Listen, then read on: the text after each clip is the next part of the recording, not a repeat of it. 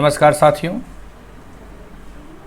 मैं आलोक पांडे धेनु क्लासेस के इस YouTube चैनल पे आप सभी का स्वागत करता हूं।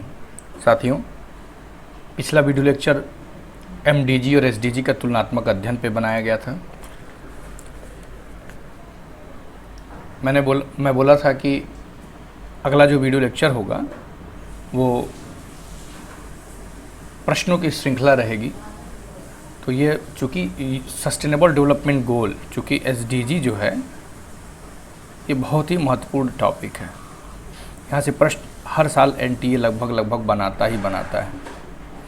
तो इसलिए हम इस पे जम के प्रश्नों को हल करेंगे और कुछ महत्वपूर्ण जो प्रश्न हैं जो खास करके संघ लोक सेवा आयोग में आए हुए हैं उन पे हम चर्चा करेंगे, या जो कहीं PCS वगैरह में पूछे हैं। मैंने देखा है कि सीधे वही हूबहू प्रश्न उठा करके रख दिया जाता है।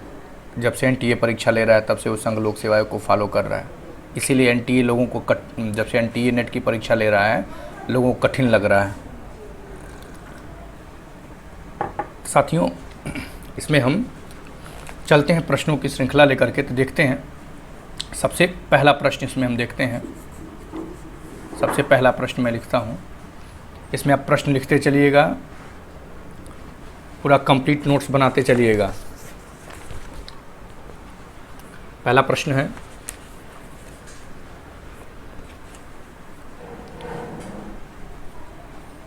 पहला प्रश्न है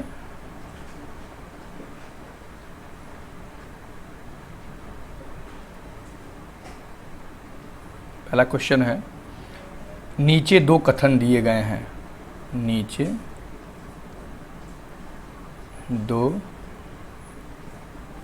कथन दिए गए हैं, जिनमें एक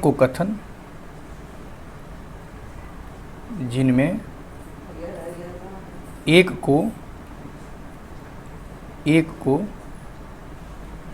कथन A तथा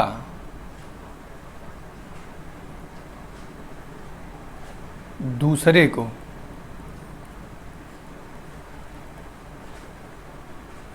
कारण R कहा गया है।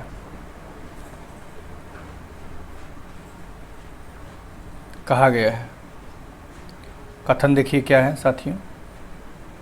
कथन A, सतत विकास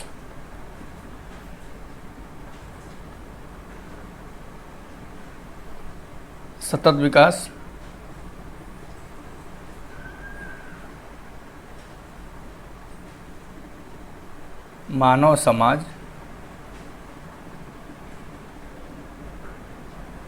के कल्याण हेतु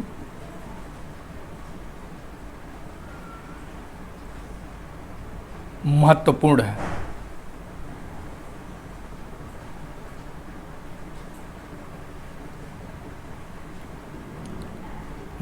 है। कारण R, देखिएगा, सतत विकास से अभिप्राय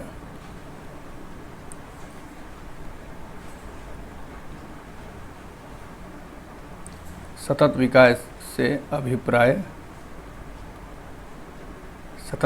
से अभिप्राय ऐसे विकास से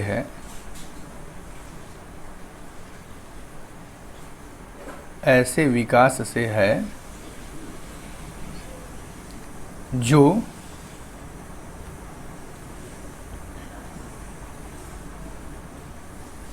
भावी पीढ़ियों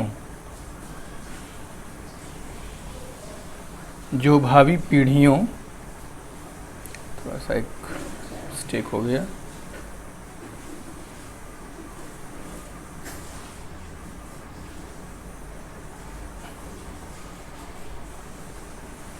भावी पीढ़ियों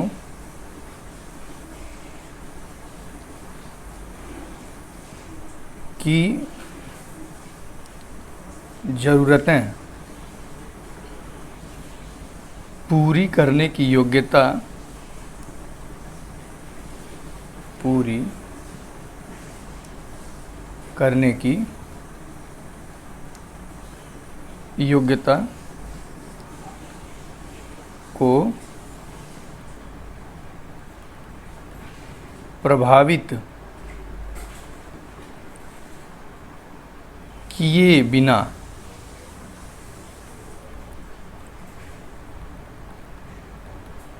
वर्तमान में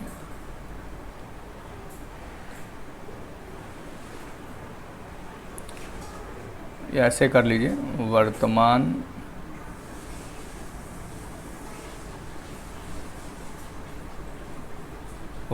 की आवश्यकताओं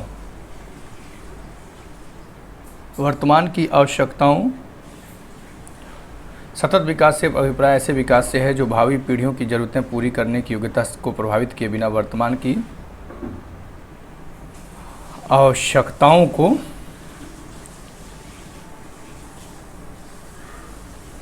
पूरी करे। ये रहा कथन हो गया।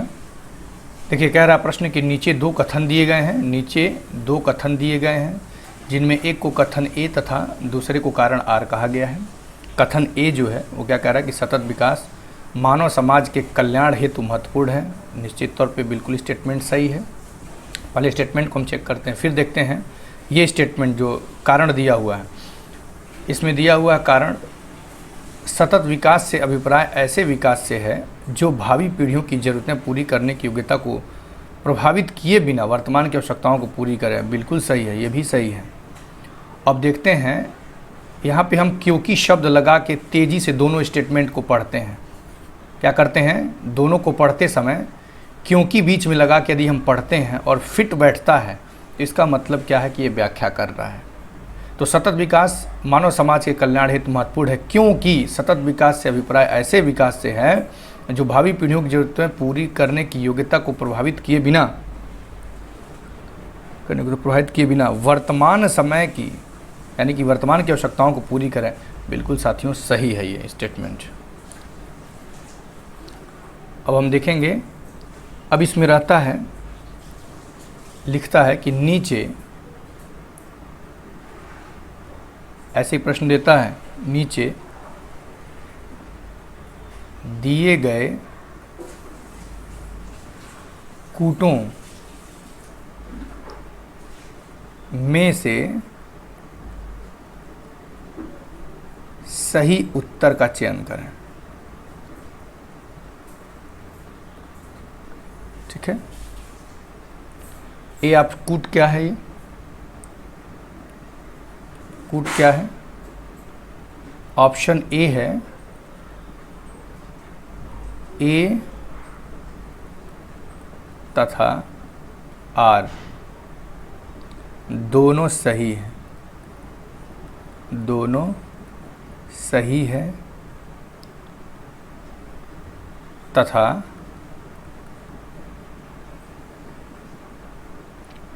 आर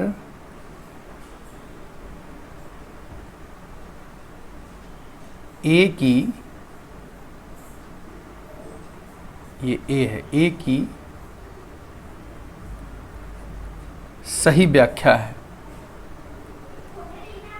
सही व्याख्या करता है। आ रही बात है। बी ऑप्शन क्या कहता है, ए व आर दोनों सही है किंतु आर कथन ए की व्याख्या नहीं करता है। समझ में आ रहा है? व्याख्या नहीं करता है। सी ऑप्शन क्या कहता है, सी ऑप्शन क्या कहता है, ए सही है परंतु आर गलत है, गलत है। डी ऑप्शन क्या कहता है, ए गलत है, ए गलत है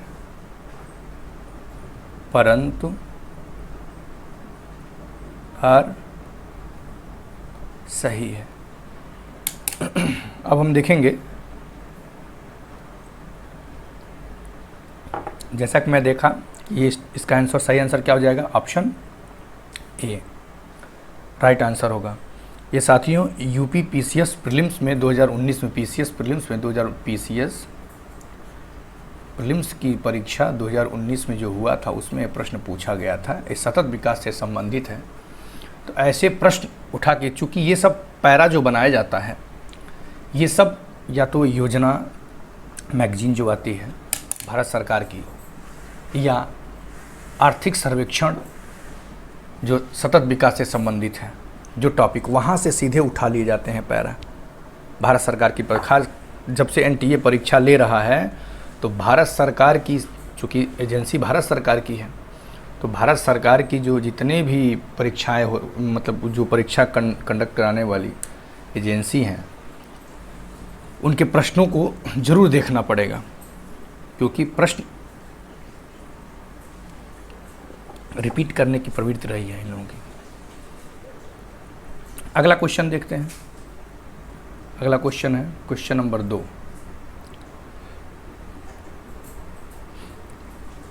धारणीय विकास, क्वेश्चन है कि धारणीय विकास,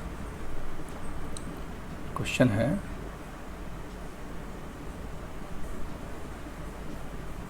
धारणीय विकास, इसी को बोलते हैं सतत विकास। धारणीय विकास, धारणीय विकास का दूसरा नाम है सतत विकास। किसके उपयोग के संदर्भ में, किसके उपयोग के संदर्भ में, बहुत सुंदर प्रश्न है। किसके उपयोग के संदर्भ में, किसके उपयोग के संदर्भ में अंतर पीढ़ीगत, अंतर पीढ़ीगत संवेदनशीलता,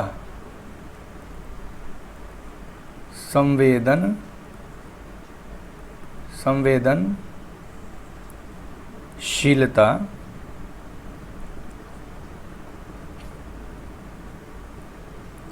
का विषय है। धारणीय विकास किसके उपयोग के संदर्भ में अंतर पीढ़ीगत संवेदनशीलता का विषय है? प्रश्न है ये। पहला ऑप्शन दे रहा है प्राकृतिक संसाधन, प्राकृतिक संसाधन।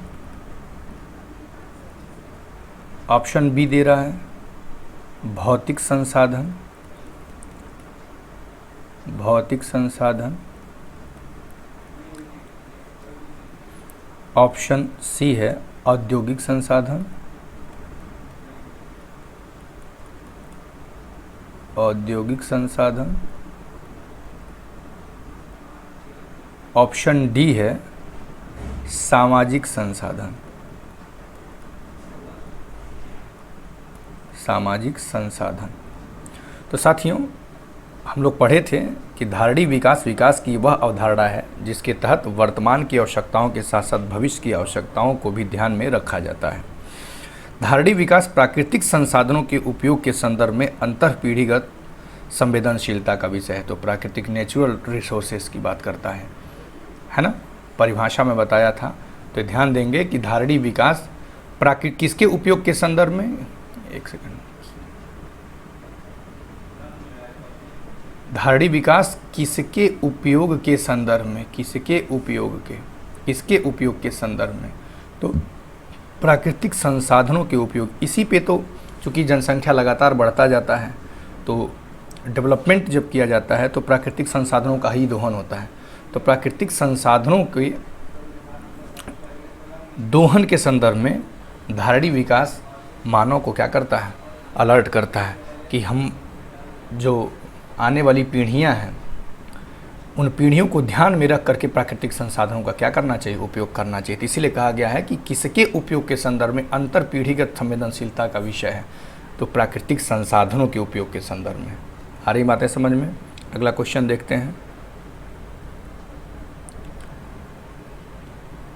क्वेश्चन नंबर 3, तीसरा प्रश्न देखते हैं।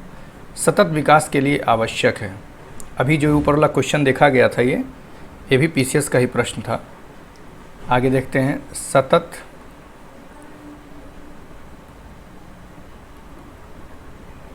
विकास के लिए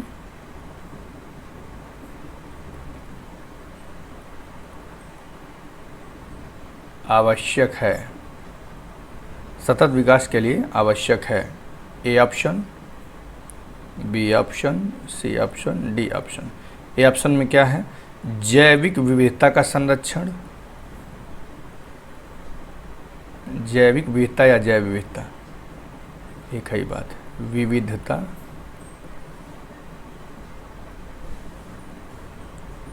जैविक विविधता का संरक्षण। बी प्रदूषण का निरोध एवं नियंत्रण,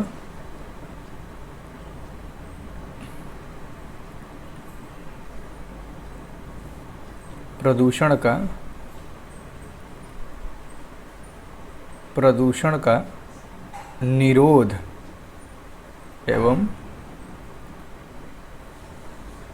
नियंत्रण, प्रदूषण का निरोध एवं नियंत्रण। सी क्या है? निर्धनता को घटाना, निर्धनता को घटाना। डी ऑप्शन है उपयुक्त सभी। इसको सभी लोग कर लेंगे, आंसर हो जाएगा उपयुक्त सभी। ठीक है। सतत विकास के लिए आवश्यक जैविक विविधता का संरक्षण भी है, प्रदूषण का निरोध एवं नियंत्रण भी आवश्यक है, निर्धनता को घटाना भी आवश्यक है। ठीक है। अगले क्वेश्चन पे हम चलते हैं।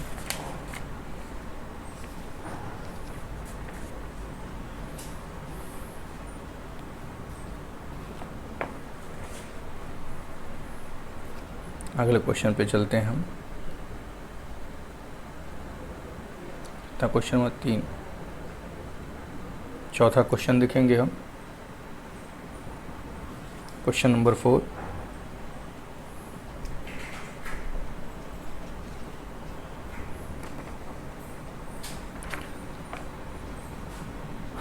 चौथा प्रश्न है, निम्नलिखित कथनों पर विचार करिए।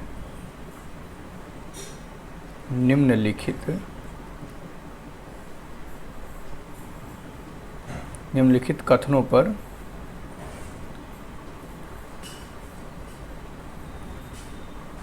विचार कीजिए। निम्नलिखित कथनों पर विचार कीजिए, विचार कीजिए।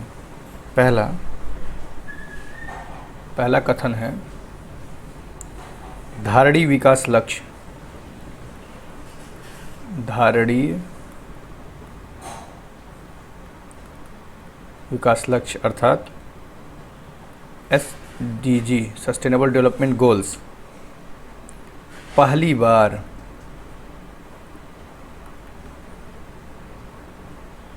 1972 में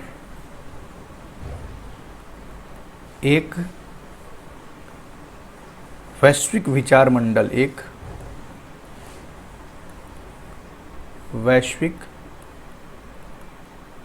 विचार मंडल ब्रैकेट में थिंक टैंक बोला जाता है। जैसे नीति आयोग क्या एक थिंक टैंक है।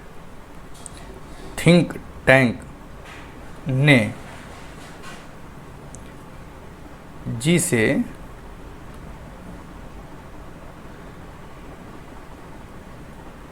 Club of Rome, club of Rome, club of Rome कहा जाता था।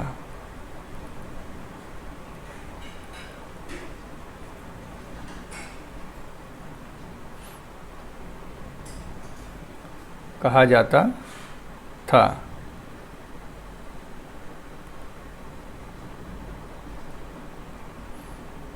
प्रस्तावित किया था,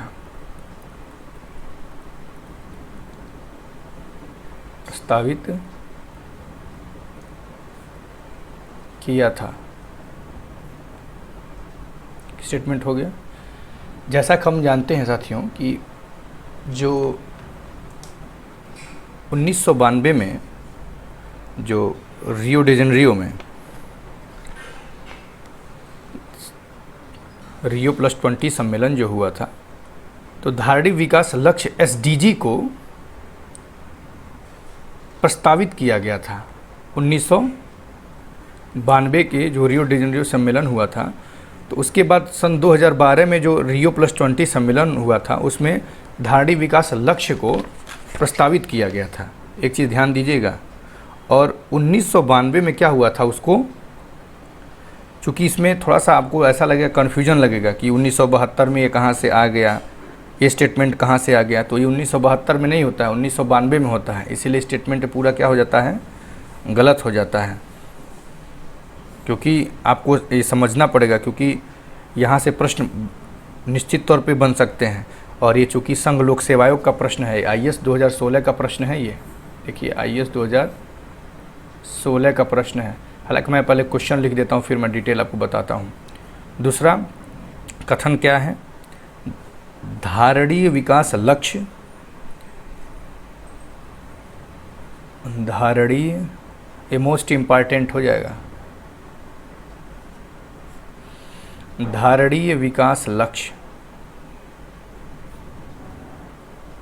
धारणीय विकास लक्ष्य 2030 तक प्राप्त किए जाने हैं, किए जाने हैं। आप जानते हैं साथियों कि धारणीय विकास लक्ष्य यानी कि SDG जो है, सस्टेनेबल डेवलपमेंट गोल्स है, 2015 से 2030 तक का उसका 2015 में इसको प्रस्तावित किया गया। 1 जनवरी 2016 से इसको लागू किया गया SDG को। और 2030 तक का टारगेट है कि 2030 तक क्या क्या लिया जाएगा, 17 जो गोल्स हैं उनको प्राप्त कर लिया जाएगा। तो स्टेटमेंट तो सही है। दूसरा स्टेटमेंट दिख रहा है ना। पहले स्टेटमेंट में क्या है, पहला स्टेटमेंट कह रहा है कि धारणीय विकास जो लक्ष्य है पहली बार, तो इसको धारणीय विकास लक्ष्य को सर्वप्रथम 2012 में जो रियो +20 सम्मेलन हुआ था उसमें प्रस्तावित किया गया था, न कि 1972 में एक वैश्विक विचार मंडल ने, जिसे क्लब ऑफ रोम कहा जाता, प्रस्तावित किया गया था। स्टेटमेंट पहला स्टेटमेंट गलत हो जाएगा। जो पहला स्टेटमेंट है ये गलत हो जाएगा। धारणीय विकास लक्ष्य को पहली बार प्रस्तावित किया गया कब, 2012 में। कब किया गया था, 2012 में। कब, जब रियो +20 सम्मेलन हुआ था, रियो +20 सम्मेलन हुआ था, उसी में पहली बार 2012 में इसको प्रस्तावित किया गया था। आ रही बात है। धारणीय विकास लक्ष्य को सर्वप्रथम कब प्रस्तावित किया गया था, वर्ष 2012 में रियो +20 सम्मेलन में। ठीक है। धारणीय विकास की वह अवधारणा है जिसके तहत वर्तमान की आवश्यकताओं के साथ साथ भविष्य की आवश्यकताओं को भी ध्यान में रखा जाता है। और आपको ये पता ही है दूसरा स्टेटमेंट। तो पहला स्टेटमेंट क्या हो गया, गलत हो गया। पहला स्टेटमेंट क्या हो गया, गलत हो गया। दूसरा स्टेटमेंट सही है। अर्थात यदि हम विकल्प पे ध्यान दें, ऑप्शन पे ध्यान देते, ऑप्शन कैसे दिया है, ऑप्शन ए दिया है। देखिए ऑप्शन ए दिया है केवल एक। ऑप्शन बी क्या दिया है, ऑप्शन बी दिया है केवल दो। ऑप्शन सी क्या दिया है, ऑप्शन सी दिया है 1 व 2 दोनों।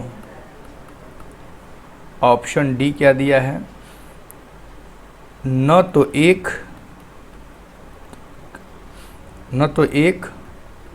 न